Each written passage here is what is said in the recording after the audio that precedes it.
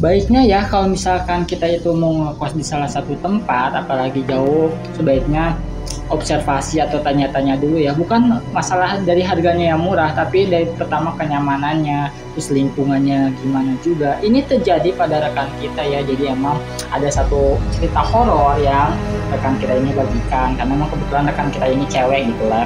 Nah, beliau itu kan ngekos di salah satu tempat ya di daerah Bandung gitu ya. Karena emang kosannya itu terbilang harganya murah ya untuk ukuran Bandung 500.000, dan si airnya itu di dalam kayak gitu udah ada pokoknya kamar si buat masak sama airnya itu di dalam gitu kan, murah banget ya 500.000. Nah oke lah dia bilang, karena emang di kosannya itu pun ada banyak juga gitu ya yang kos, cuman emang nggak terlalu rame, intinya kosannya itu agak sedikit sepi dan emang agak jauh gitu ya, cuman karena worth it lah ya untuk ukuran anak kuliahan mah gitu ya. Nah di suatu waktu si teman aku itu gini teman-teman, kan emang hobinya itu nonton Netflix ya, nonton Netflix malam-malam, dan pas nonton Netflix malam-malam itu kan emang kadang suka overtime ya. Emang pas bulan-bulan pertama itu kayak nggak ada keanehan apa-apa gitu ya, ya biasa aja gitu ya, emang di dalamnya agak-agak remang-remang atau kayak gimana. Jadi emang di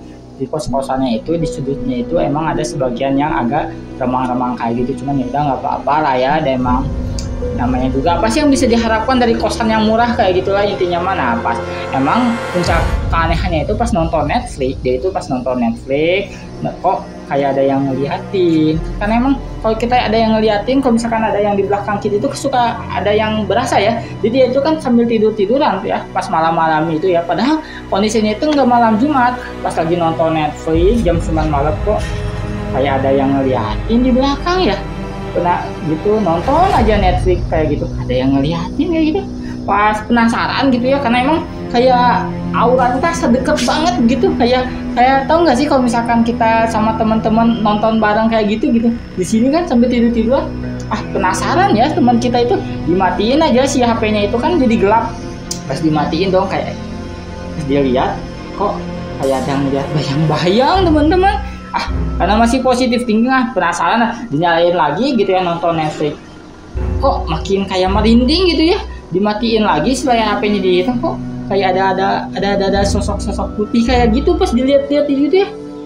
Udah matiin gitu ya, tidur gitu ya, karena emang nggak terlalu dipikirkan, mungkin kecapean atau apa, halusinasi. Puncaknya itu teman-teman ini nggak habis pikir banget ya, puncaknya itu pas di malam Jumat berikutnya. Pas malam Jumat kan dia otomatis kan lagi ngerjain tugas-tugas kuliah gitu, lapar gitu ya, karena emang kebetulan pas sorenya itu dia baru keinget nggak makan kayak gitu, jadilah jam 12:30 dia masak Indomie gitu. Pas masak nyalain gitu ya, masak Indomie sambil nunggu ngerebus, kan dia biasa ngegunting bungkus-bungkusnya, nyiapin kok malah mati si apinya itu.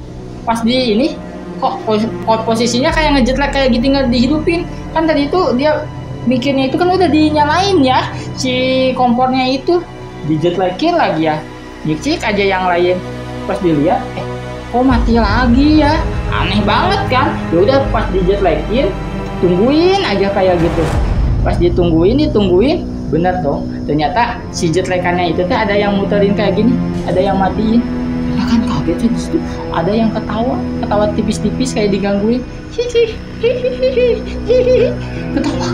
ketawa kayak gitu. Sontak kan kaget, astagfirullahaladzim, udah matiin, balik lagi ke kamar, diselimut sama ngucapin doa gitu ya, dari mulai Bismillahirrahmanirrahim sampai waladolin. Ternyata apa dong teman-teman, di luar dia ngejawab amin ambil gini, amin, kayak suaranya kayak bener-bener wanita tua terus ngaminin. Sontak kan kaget bener, astagfirullahaladzim. Maka si itunya kayak ngikutin teman-teman, bisa kayak gitu. Yang anehnya sampai pagi-pagi dong nyedita, saya nggak mau keluar dari selimut, nggak mau sambil terus berdoa, dan akhirnya memutuskan untuk pindah kosan dari itu, karena emang gangguan di akhir-akhir itu udah nggak kuat lah kayak gitu. Intinya kayak gitu ya teman-teman. Gimana, serem nggak tuh tentang rekan kita yang ikut nonton bareng malam-malam sampai digangguin saat Indomie, dan ternyata yang kayak gitu juga tahu doa-doanya teman-teman, yang buat shock dan kaget itu.